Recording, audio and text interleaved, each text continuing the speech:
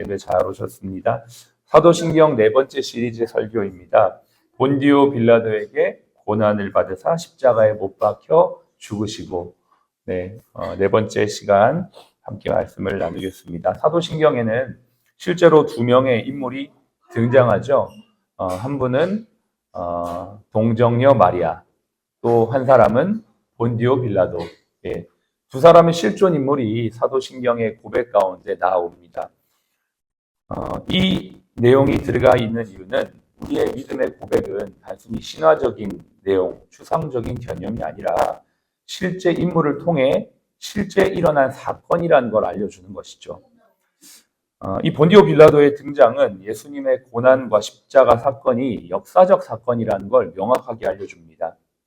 요세푸스가 기록했던 유대 고대사에서 빌라도는 로마 제국의 유대 총독으로 AD 26년에서 36년까지 10년 동안 재임했다고 기록되어 있습니다.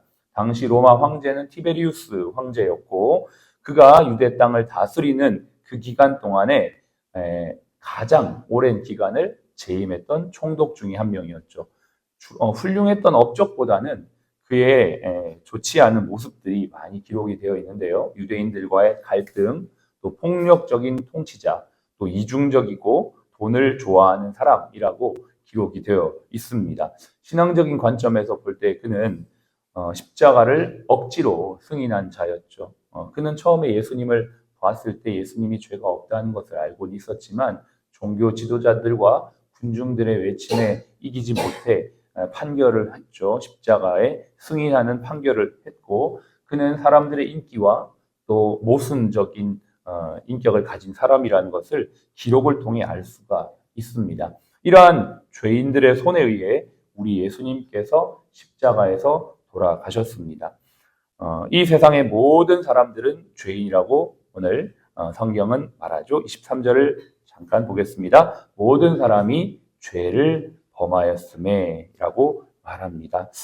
오늘 말씀처럼 이 모든 사람들이 죄인인데 특별히 가장 큰 죄인인 본디오 빌라도를 통해서 예수님이 십자가에 못 박혀 죽으셨고, 예수님은 이 죄인들, 우리들의 죄를 위해 대신 이 죄를 담당하기 위해 죽으신 것입니다.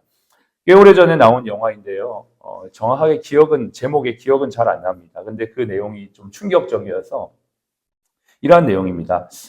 자신의 아버지를 살해한 아들의 죄를 숨기기 위해서 어머니가 아들의 손톱을 삼키는 그러한 장면이 영화에 있었습니다. 제가 그 영화는 제목이 잘 기억은 안 나요. 아버지가 아들을 굉장히 학대했고, 그 아들이 아버지를 죽이는 과정 가운데 손톱이 떨어져 나가는데, 그 손톱을 어머니가 삼키며 아들의 죄를 가리우는 그러한 내용이었어요. 굉장히 충격적인 내용이었는데, 성경을 보니까 그러한 내용은 아니지만 마치 예수님의 사랑이 그와 같다라는 생각을 하게 되었습니다. 그 어머니의 마음이 이해가 되었지만 어머니의 행동으로 인해 아들의 죄가 가리워지거나 해결되는 게 아니죠. 그러나 예수님은 죄 없는 이 땅에 오신 하나님의 아들로 십자가에서 모든 인간의 죄를, 인류의 죄를 대신해서 죽으셨습니다. 로마서 5장 8절에 보면 우리가 아직 죄인 되었을 때에 그리스도께서 우리를 위하여 대신 죽으심으로 하나님께서 우리에게 대한 자기 사랑을 확증하셨다라고 말씀하셨습니다. 본디오 빌라도, 죄인에 의해 십자가에 죽으신 것, 이것은 바로 우리 죄인을 향한 주님의 사랑의 모습이었던 것이죠. 이 땅에 예수 그리스도께서 오시기 전 800년 전에 이사야 선지자는 이렇게 예언하고 있습니다. 그가 찔림은 우리의 허물을 인하며 그가 상함은 우리의 죄악 때문이라. 그가 징계를 받음으로 우리가 평화를 누리고 그가 채찍에 맞음으로 우리가 나음을 입었도다. 예수 그리스도의 십자가의 사랑이 죄인의 죄를 가리우고 용서하며 그것이 바로 우리를 향한 하나님의 사랑이라는 걸 분명히 말해주고 있습니다. 어머니가 죄인 아들의 죄를 숨기기 위해 손톱을 삼키는 것이 가리워지는 것처럼 보이지만 결국 그 죄인, 그 아들은 나중에 그것이 드러나서 벌을 받게 되는 그런 내용이 그 영화의 내용이지만 그리스도께서는 우리의 죄를 완전히 가리우시고 해결하신 줄로 믿습니다. 예수님의 공생애와 십자가 사건을 똑똑히 목격했던 제자 요한은 요한일서 3장 5절 이렇게 고백합니다. 그가 우리 죄를 없애려고 나타나신 것을 너희가 아나니 그에게는 죄가 없느니라. 예수님이 이 땅에 오신 이유가 무엇입니까? 인간의 죄를 완전히 가리우고 해결하기 위해 이 땅에 오셨습니다. 그것이 바로 우리를 향한 하나님의 사랑인 것이죠. 예수님이 십자가에 못 박히신 것은 사랑뿐만 아니라 하나님과 우리 사이의 화목, 샬롬을 위해 오셨습니다. 오늘의 본문에서 십자가의 죽음으로 인해 우리가 하나님과의 화목이 이루어졌다라고 말하고 있습니다. 우리 24절을 같이 읽겠습니다. 그리스도 예수 안에 있는 성령으로 말미암아 하나님의 은혜로 값없이 의롭다 하심을 얻은 자 되었느니라. 그렇습니다. 값없이 의롭다 하심은 누구의 속량, 누구의 희생 때문이냐면 예수 그리스도의 희생, 십자가 때문에 이루어진 것이죠. 25절에 보니까 이 예수를 하나님이 그의 피로써 믿음으로 말미암는 화목 제물로 세우셨다라고 말하고 있습니다. 예수님이 오시기 전에 죄를 지으면 하나님과 사람 사이가 멀어졌기 때문에 이 화목이 깨어진 것과 다름 아니죠. 그래서 사람의 죄를 대신해서 짐승을 죽여 화목 제물로 삼았고 화목 이 제사를 통해 하나님과 인간의 관계가 회복되었습니다. 이제 예수 그리스도께서 최종의 화목 제물로 이 땅에 오셨다라고 성경은 말해주고 있습니다. 요한일서 2장 2절은 말하기를 그는 우리의 죄를 위한 화목 제물이니 우리만 위할 뿐 아니요 온 세상의 죄를 위함이라. 예수 그리스도가 이 땅에 오심으로 하나님과 인간 사이의 모든 죄가 화목해 되어진 제물로 이 땅에 오셨다라고 말하고 있는 것입니다. 화목은 정말 좋은 것입니다. 화목한 가정, 화목한 나라, 화목한 일터 얼마나 좋은지 모릅니다. 우리 모두가 이렇게 화목하게만 살아가면 얼마나 좋겠습니까? 그러나 이게 쉽지 않습니다. 말처럼 너무나 쉽지 않은 것이 화목인 것 같아요. 이 나라를 보더라도 온통 다툼과 분열이 가득한 것이 사실입니다. 왜 그럴까요? 수많은 사람들이 이런 이유 저런 이유를 얘기하지만 성경은 딱 하나입니다. 죄 때문에 그렇다라고 말해주고 있습니다. 사람의 죄성이 충돌하기 때문에 그 가운데는 화목이 있을 수가 없는 것입니다. 사랑해서 결혼한 부부도 서로 사랑해서 결혼했지만 살다 보면 서로 다투고 싸우고 나중에 급기야 헤어지기도 합니다. 어떤 부부가 서로 너무 많이 싸웠대요. 그런데 TV에 보니까 션과 정혜영 부부가 너무나 행복하게 화목하게 자녀를 잘 낳고 살았다고 하는 사는 모습을 봤다고 하는 것입니다. 그래서 남편이 여보 우리도 저렇게 한번 화목하게 살아보자 이렇게 이야기하면서 오늘부터 우리 서로 존댓말 하자라고 제안을 했답니다. 그리고 존댓말을 하는데 어기면 벌금을 10만 원 내는 걸로 그렇게 했어요. 그랬더니 와이프가 여보 10만 원 너무 약하지 않아? 50만 원으로 하자. 50만 원으로. 그래서 50만 원 했는데 남편이 질세라. 에이 그렇게 할 바에 차라리 100만 원 하자. 그래서 100만 원을 걸고 이제부터 존댓말 하기로 했답니다. 그래서 어떻게 됐습니까? 서로 자존심이 있어서 존댓말 서로 먼저 안 하다가 결국 지금까지 아무런 대화도 안 하고 살고 있답니다.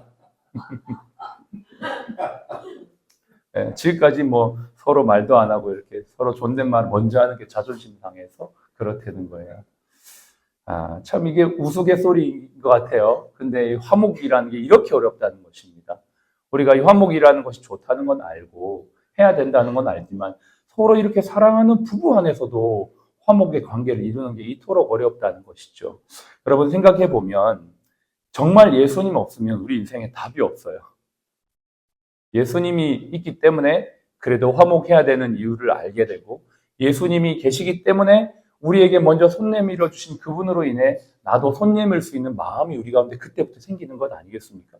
정말 예수님이 없으면 우리 인생에 답이 없습니다. 죄사함도 없죠. 화목도 없죠.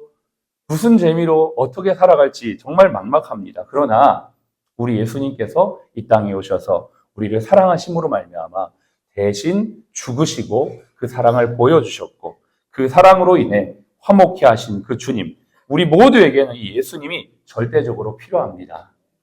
사형리라는 전도 책자가 있습니다. 제가 정말 그 사형리로 아마 수천 명을 전도한 것 같아요. 그 맨 뒤에 보면 사형리 마지막 사월리에 보면 그림이 이제 두 개가 나오지만 저는 세 개라고 생각을 해요. 그 무슨 말이냐? 하나의 그림은 원이 있고 그 원 밖에 십자가가 바깥에 있어요. 그 인생의 밖에 예수님이 있는 거죠. 예수님 안 믿는 사람을 말하는 겁니다. 또 하나의 그림은 십자가가 원이 있고 그 안에 원 안에 십자가가 있는 그림이 있어요. 또 하나의 그림은 원이 있고 그 십자가가 그 의자의 위에 있는 그림이 있습니다. 그러니까 총 세 개의 그림이 있는 거죠. 저는 이 세 개의 그림이 세 가지의 인생을 나타낸다고 생각해요. 한 사람의 인생, 십자가 바깥에 인생에는 예수님이 들어와 있지 않는 사람이죠. 또 한 사람은 십자가가 예수님인데 그 인생 안에 들어오긴 했지만 그 마음의 중심에 예수님이 안 계신, 그냥 예수님이 안에 들어와 계시기만 한 인생이죠. 그런데 마지막은 그 예수님이 인생의 의자의 중심에, 보좌의 중심에 앉아 있는 모습입니다. 여러분, 예수 그리스도께서 어디에 계십니까? 예수님이 여러분의 인생 안에 계십니까? 그렇다면 여러분은 그 예수님의 사랑과 화목을 경험하는 분들입니다. 그런데 예수님이 내 인생의 보좌에 계시지 않는다면 아마 왔다 갔다 하는 모습일 거예요. 아마 우리는 이 왔다 갔다 하는 모습을 반복하며 사는 우리의 인생이 아닌가 생각을 합니다. 8월의 마지막을 시작하면서 다시 한번 좀 우리 결단했으면 좋겠습니다. 앞에서도 우리 원장님께서 그런 말씀을 하셨는데 우리는 구별되어진 병원이고 구별되어진 사람들입니다. 라고 고백을 했습니다. 다시 한번 우리 인생의 마음의 중심에 예수 그리스도의 사랑과 화목을 모시는 우리 인생이 되기를 간절히 바랍니다. 우리 인생은 답이 없잖아요. 우리는 할 수 있지 않잖아요. 그걸 예수님이 하셨잖아요. 그렇기 때문에 우리 인생의 보좌에 그 예수 그리스도를 모시고 살아갈 때 우리의 삶에 하나님의 사랑과 화목이 흘러넘치게 될 것입니다. 그것이 우리 한 주가 되고 우리 병원이 되어서 많은 사람들에게 이 예수 그리스도를 전하는 이 병원, 우리 병원 되시길 주님의 이름으로 축복합니다.